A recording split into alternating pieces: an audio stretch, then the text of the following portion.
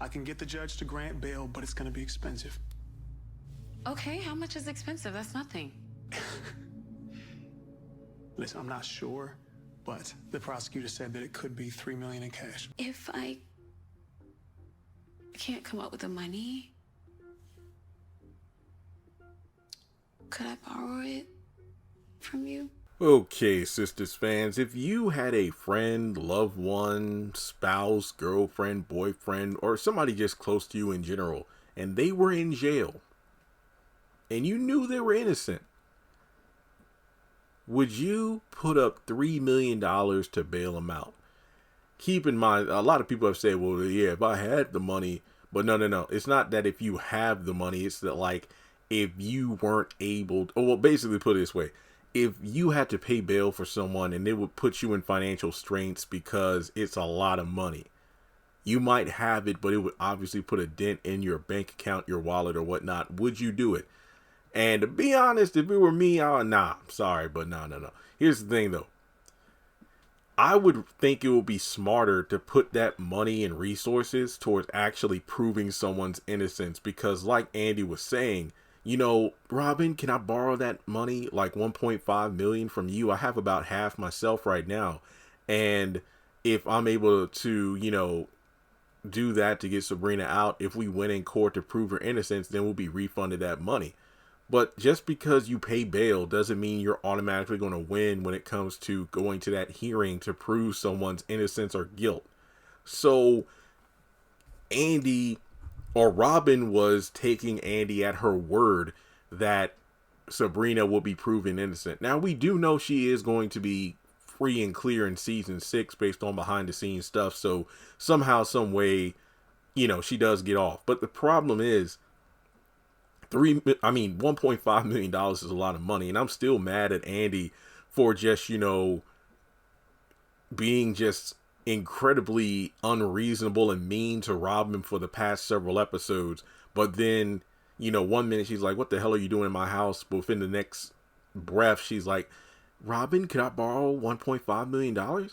And it's just like, are you really kidding me right now? I mean, Zach and Fatima, you were able to pull some strings and, you know, do some stuff with Robin on the couch to make him, you know, willing to help.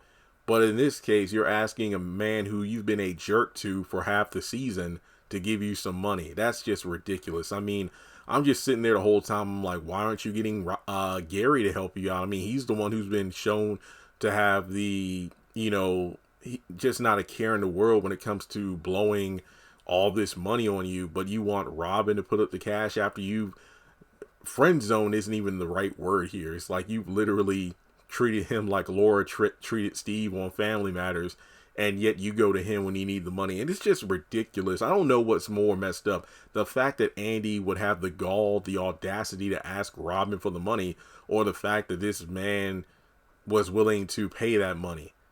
And then later on in the episode, you have Andy unsure of whether or not she's going to tell Robin about Gary trying to take the company away from him. And it's just like, this man, he didn't even have any second thoughts about getting Sabrina out. It was just a question of, Andy, are you sure that she's innocent? It's like, I'll take you at your word. But then you have Andy like, well, if I know something that someone else plans to do to another person, should I do something about it?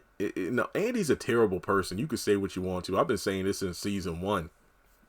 But the fact that she put up $3 million to get a girl out is a bit ridiculous, if you ask me.